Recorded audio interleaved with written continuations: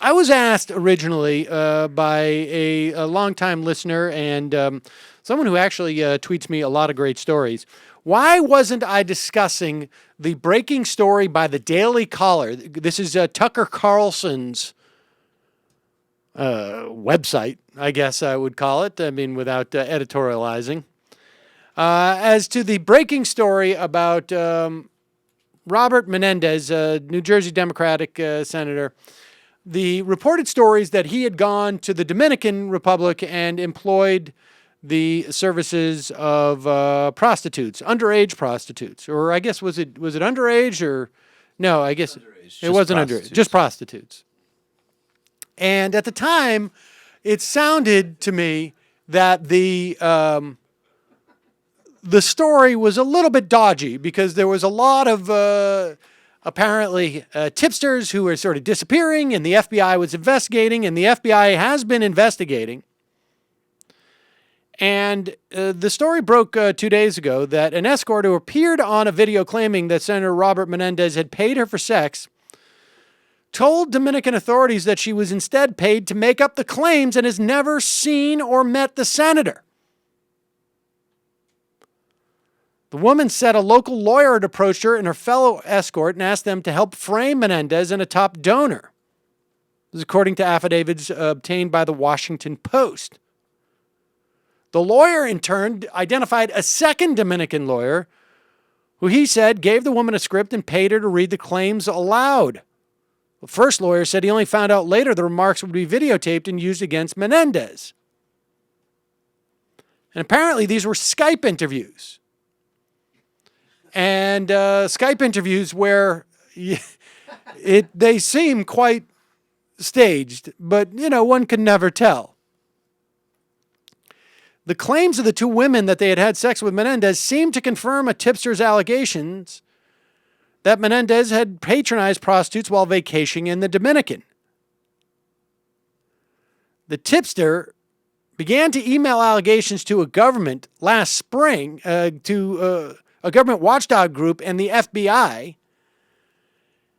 FBI agents conducting interviews in the Dominican Republic have found no evidence to back up the tipster's allegation, nor have they been able to find the tipster.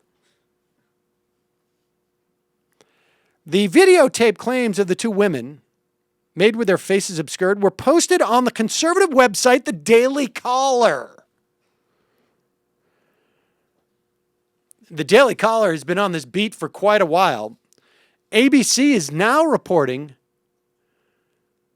that 6 days before the vote was cast in Menendez's re-election, GOP operatives helped to arrange the Skype interviews in the Dominican Republic with the three women who told ABC News the senator had paid them for sex.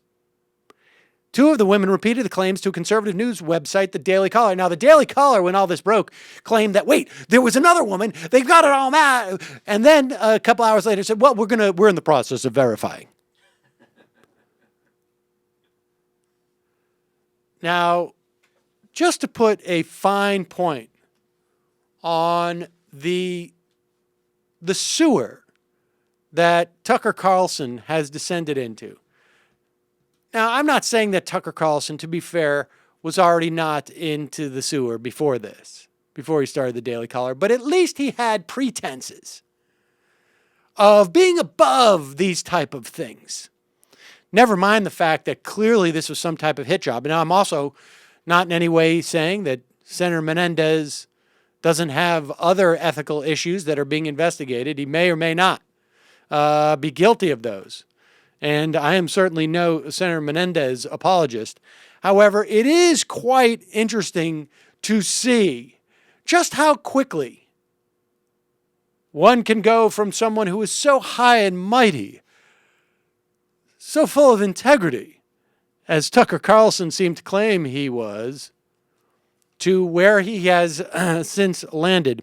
Here is a compilation of an interview that Tucker Carlson did with Michael Rechtenwald of Citizens for Legitimate Government regarding David Vitter, who was caught up in a prostitute scandal, apparently also had an issue with diapers, wearing diapers, to each their own.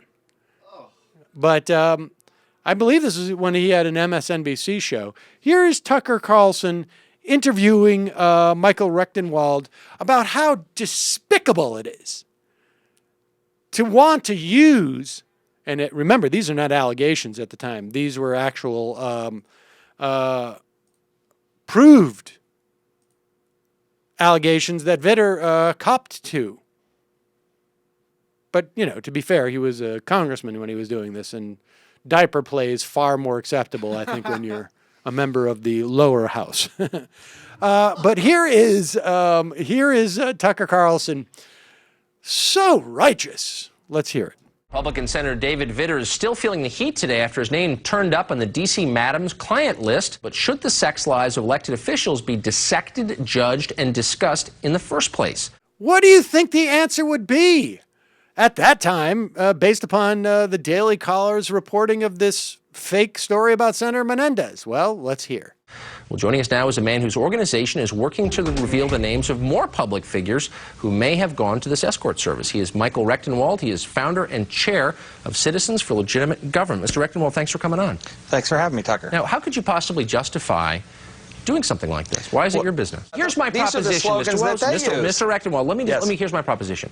If you disagree with a policy position that a candidate or an elected official puts forward, why don't you argue against it? In other words, if you don't agree that kids ought to be taught abstinence-only education, or that stem cell research ought to be illegal, or that abortion ought to be banned, or that gay marriage ought not to be allowed, why don't you argue against it? Instead, you're taking a shortcut and just trashing the guy's personal life? No, what a certainly. sleazy shortcut that is. This is not trashing his he is trashing. What do you mean it's not trashing his personal life? I don't know anything about you other than you're holding up this guy's sex life to public ridicule, and you ought to be ashamed of yourself. I you am have not no ashamed justification. of Take a deep breath and answer. Can you answer? Unapologetic Republican partisan, okay? We know that. Right. Anybody who watches this show will not come to the conclusion you I only make turned against Bush partisan. whenever. Well, let me just set the record straight for 1 second. Yeah. If this were Russ Feingold, I don't care. I would be up there making the same argument that Russ Feingold's personal life ought to be off limits. No, I'm not saying that. Creeps and scandal mongers like you. We're not scandal who profit from digging into other people's sex lives. You ought to be ashamed of yourself, Mr. Rechtenwald. Thank you for joining us today. I appreciate it. Creeps and scandal mongers, I believe he was saying, and that he wanted to make it very clear that he would never do this, ever do this. You ought to be ashamed. You, sir, be ashamed of yourself. Unbelievable. Well, Tucker, sadly for you, you said those things on video, and it was apparently the cameras were running at that time.